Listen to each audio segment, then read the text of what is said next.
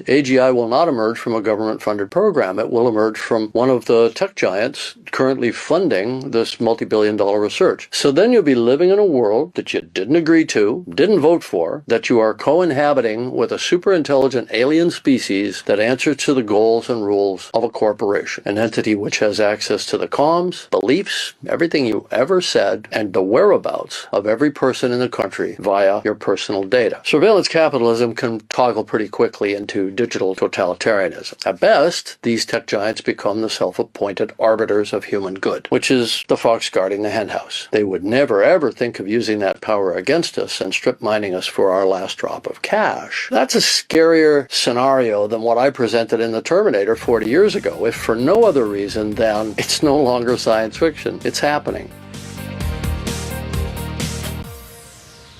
Welcome, empowered investors. Thank you for joining me today as we talk about how you should position yourself, how you should position your financial life to benefit from all the craziness that is going on in the world nowadays. And there is no shortage of craziness. My last episode, we talked about many things. We talked about technology and how it's an amazing time to be alive and so forth. But one of the connections I want to make sure I make for you is the connection of all of this great technology that is digitized, dematerialized, and making life better and less expensive, right? That's sort of one side of the equation. But the other side of the equation is when you look at our favorite asset class, income property. Well, real estate. We'll just call it real estate for now, but it's income property. That's the type of real estate we like the best. And the great thing about this asset class is that it is definitely not dematerialized. It is very much material, and it is very much non-digital. And as such, it is very hard to have any big disruption. Right? When you have a digital type of asset or any type of asset that can be dematerialized, you put yourself in a position with that where it can just be totally disrupted very, very easily. I mean, think of all the jobs that get disrupted when a new technology comes out that is a digital technology.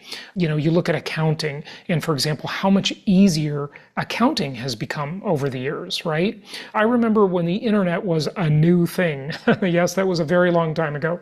When the internet was a new thing, they used to have books, material books, not dematerialized, but actual books that a lot of people would buy. Maybe you remember these. And they had like directories, a big thick book, kind of like an almanac style book or even a yellow pages style book with all of these websites. I kid you not. I know some of you are thinking, no, Jason, this is not really true. Oh, yes, it's absolutely true. Just like the phone book, right? Before you could look things up online, people used a big paper phone book. And all of this got disrupted, it got digitized, it got dematerialized. That's a key factor, dematerialized. But housing cannot be dematerialized. It has to be made out of material. And these materials have intrinsic value, as I've always taught you way back from the days 21 years ago when I started teaching the Hartman Risk Evaluator, that those material commodities, I've always said, real estate is okay, but the best thing to invest in is what I call packaged commodities or assembled commodities. And that means all of the construction materials assembled on a plot of land and turned into a home, right? That is packaged commodities investing. And it is a great thing. And it all ties in with the Hartman Risk Evaluator and the land to improvement ratio and all of this great stuff that will minimize any downside risk and help us get the maximum upside benefit from our investments. So let's talk to my assistant for just a moment. And that is are jasonhartman.com/AI, this great little chatbot that you can all access for free. And by the way, a lot of you are accessing this. I've noticed the pickup in traffic. So use it. It's there for you. You can ask it anything. And one of the things was interesting. I went to dinner last night with a friend of mine, and I was saying to him, we were talking about these AI chatbots, and I was saying, you know, the chatbot really answers questions many times better than I do, even though it's trained on my material, right? It got the information from me originally, right? Because we trained it on, you know, a couple thousand podcast episodes. And so it's quite knowledgeable. But the thing it has that I don't have is it's much more patient than I am. And it isn't distracted like I am. And it doesn't have phones ringing and text messages coming in and all this stuff like I do, right?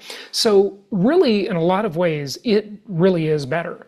And it is going to dematerialize me, right? At some point, because it could put me out of a job. But let's talk to it now, and let's ask it something about today's topic, okay? So I'm going to click on voice, and hello, it's Jason Hartman. How can I help? Can you explain the Hartman Risk Evaluator? The Hartman Risk Evaluator is a concept I developed after 19 years in the real estate industry, and it's all about minimizing risk in your investments. Here's the core idea. The riskiest part of any real estate deal is the land. Why? Because land values are highly volatile. They can swing dramatically with market conditions. Improvements like the structure on the property are far more stable in value. So the evaluator focuses on the land to improvement ratio, or what I call the LTI ratio. Now think about this. If you're investing in a market where the land makes up a huge chunk of the property's value, like in San Francisco or New York, you're essentially gambling. Those markets are cyclical, and when they crash, it's the land value that takes the hit. But in linear markets where land values are low and improvement costs are higher, you're much more insulated from those wild swings. That's where you want to be. It's about being a prudent investor, not a speculator or gambler. This approach ties directly into one of my 10 commandments of real estate investing. Thou shalt not gamble. By using the Hartman Risk Evaluator, you're making calculated, data-driven decisions that protect your downside while still allowing for solid returns. It's a game changer for anyone serious about building long-term wealth through income property. What do you think? Does that make sense? Yes, that does make sense. So you should invest in low land value markets, right? Exactly. Low land value markets are where you want to focus. Here's why. When you invest in a market with low land value and higher improvement value, you're significantly reducing your risk. The land is the speculative part. It's what fluctuates wildly in value. Improvements, on the other hand, are made up of commodities like lumber, copper, and concrete, which have intrinsic value and are globally traded. They're much more stable. Now, these low land value markets are typically what we call linear markets. They don't have the dramatic ups and downs of cyclical markets like San Francisco or New York. Instead, they offer steady, predictable cash flow. Think of places like parts of Indiana, Alabama, or Tennessee, markets where the land to improvement ratio is favorable. That's the sweet spot for long-term conservative investing. Does that align with what you're looking for? So isn't it interesting how the AI, it sort of stutters a little bit, right? And it's very patient. It explains things in a lot more detail than I would if you just asked me that question on the street, right? But what my friend said last night as we were discussing artificial intelligence is he said, do you know that most of these AI models, they only know one word ahead at a time? Isn't that interesting? And so you can hear how the AI, as it's answering the question, it sort of stumbles and stutters a bit, which is interesting. Let's ask it one final question here. Hey, can you tell me more about LTI ratio? The LTI ratio, or land to improvement ratio, is a concept I came up with to help investors evaluate the risk of a property. It's all about understanding how much of a property's value is tied up in the land versus the structure or improvements sitting on that land. Here's the deal. Land is speculative. Its value can swing wildly based on market conditions, zoning changes, or even just the whims of the local economy. Improvements, on the other hand, are made up of commodities. things like lumber, copper, concrete, that have intrinsic value and are globally traded, they're much more stable. Now, here's how you figure out the LTI ratio. You can look at your property tax bill, get an appraisal, or even check your insurance policy. Insurance companies only insure the improvement, not the land, because, hey, the land can't burn down, right? So if you see that the insurance value of the improvement is, say, $135,000, but the property's total value is $200,000, then you know the land makes up a smaller portion of the value. That's a good thing. It means you're in a lower risk situation. I discovered this when I was buying two properties at the same time, one in Orange County, California, and one out of state. The Orange County property was worth $815,000, but 81% of that was land value. The out-of-state property was only $159,000, but most of its value was in the improvement. Guess which one was the safer bet? The out-of-state property, hands down. So the takeaway is this: focus on properties with a low LTI ratio where the improvement value is high compared to the land value. These are typically found in linear markets, which are more stable and offer steady cash flow. It's a simple yet powerful way to mitigate risk and make smarter investment decisions. Does that clear it up for you? Yes, thank you. So what's interesting is that actually hallucinated a little bit in that answer, because my example was the second example where the house I bought, this was an out-of-state property. It was one of my first ones many years ago, about 21 years ago to be specific. It was $159,000. You know, today that house is easily probably 400 and something thousand. It was 159. And the land value was, I think, 125 or something like that, or 135. And so the improvement value was like 135, yeah. And the land value was only like $20,000 or $24,000. So it actually got that wrong, that equation wrong, because it said, in the first example, it said $200,000 and say the improvement's 135. So that was kind of interesting. So just be a little careful of that. Have you ever wondered how the top real estate investors consistently find the best deals before anybody else? Well, listen up, because this can transform how you invest. I'm excited to share something that's revolutionizing the real estate game. It's called Connected Investors. This is a really cool platform that gives you access to all of the property records nationwide. Truly amazing. It's not just a platform, though. It's a secret weapon. It does a whole bunch of things. Besides the property data, it's a social network as well.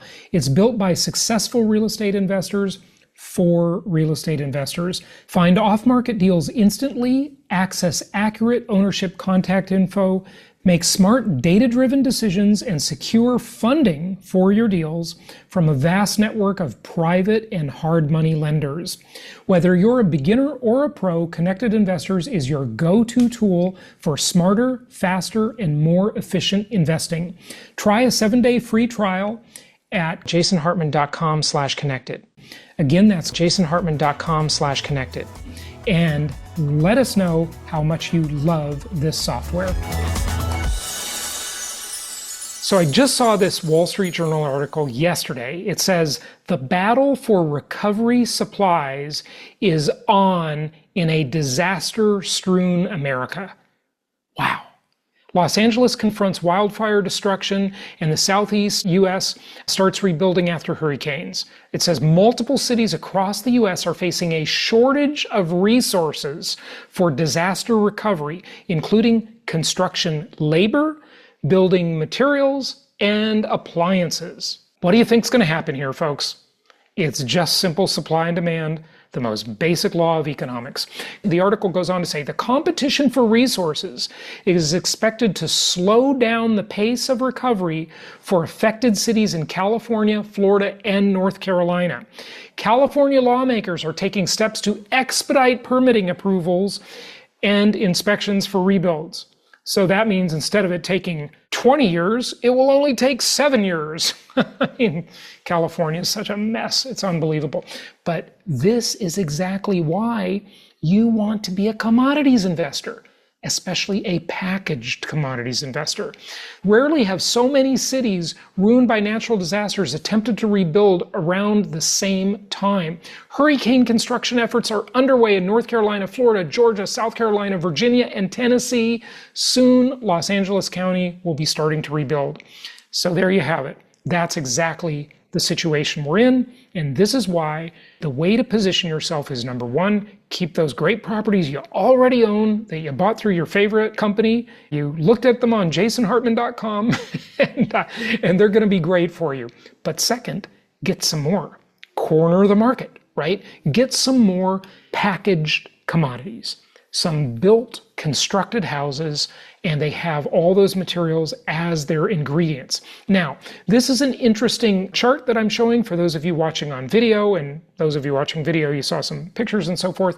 But what this chart shows, it says the average itemized cost of construction of a typical US single-family home. And basically what it does is it breaks down all of the different components. So the first one, and one of the most expensive components, is the framing and the lumber.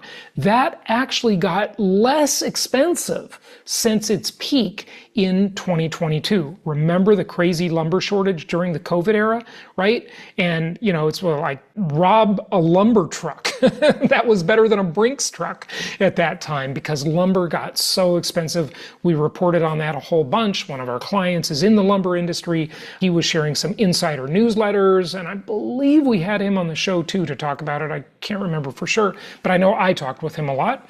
So that has actually gotten a little less expensive from its peak. It went from a high of $61,000 to just $50,000. So it went down by about $11,000. How about excavation, foundation, concrete, retaining walls, and backfill?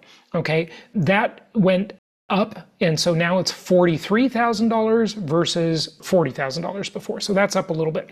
But when you go down the list and you look at electrical, plumbing, HVAC, exterior wall finish, cabinets, countertops, roofing, windows and doors, do you see all these parts? And are you thinking about which parts here could be dramatically affected by Trump tariffs? Wow. That's also going to push up prices. We have so many factors in our favor right now to increase the ultimate value of our properties. And I know the market is quiet, the interest rates are high, affordability is in the tank, it's terrible. But you got to position yourself, right? You got to be ready ahead of the time that there is going to be big changes and big demand. Otherwise, you're just too late, right? You miss out. And we've all had that experience in life with many things where we kind of miss the boom because we thought about it for too long. We agonize, what if this, what if that? And then we suffer from the coulda, shoulda, woulda syndrome. And that's no fun. So we want to position ourselves so we win the game. Trusses, painting, driveway, landscaping, plumbing fixtures, building permit fees, appliances, insulation, sheathing, architecture and engineering, impact fees, those are environmental impact fees, water and sewer fees and inspections, other site work, lighting, outdoor structures, deck, patio, porches, cleanup, fireplace, other foundations, general metal, steel, other final steps, other major systems and rough-ins, other interior finishes, other exterior finishes, and other framing, right? This is all of this stuff. I mean, a house has so many materials. It's very material intensive to build a house. And if you already own a whole bunch of those materials in the form of built houses, packaged commodities, assembled commodities, you're going to be on the winning side of this equation. A lot of you have heard about the Hunt brothers. And remember how they tried to corner the silver market, right? And they failed. They really lost out. I mean, that's a very historical thing about the Hunt brothers trying to corner the silver market. It did not work for them.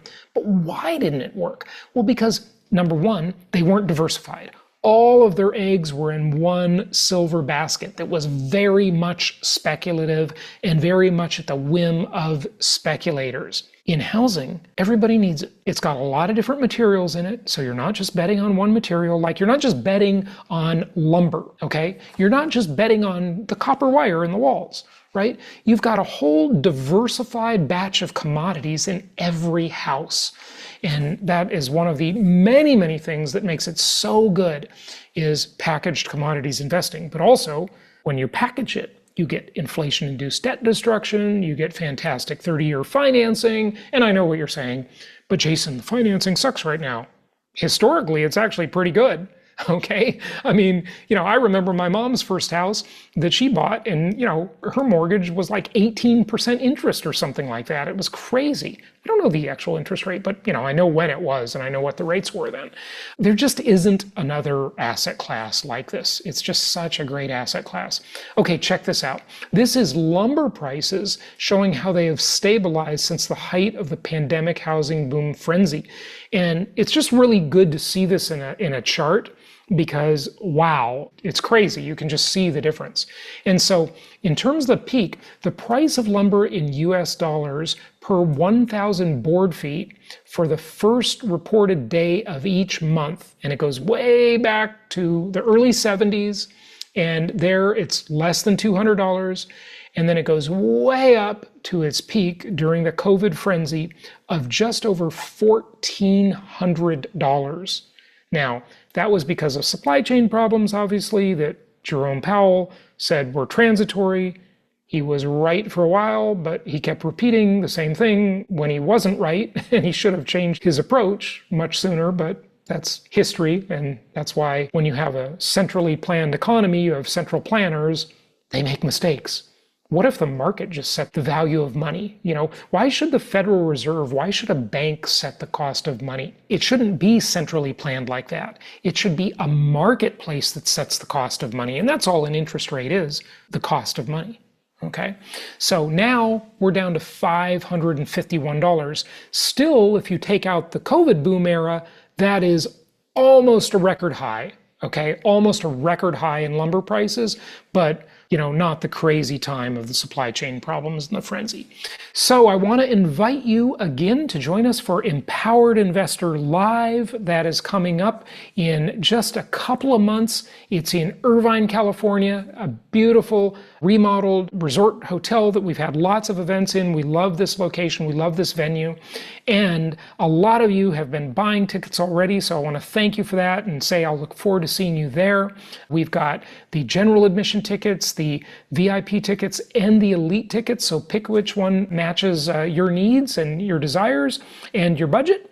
And we will look forward to seeing you there in Southern California in April. Go to empoweredinvestorlive.com and inquire there. Feel free to reach out to us if you want to talk with any of our team members, our investment counselors, at 714-820-4200. And until next time, happy investing.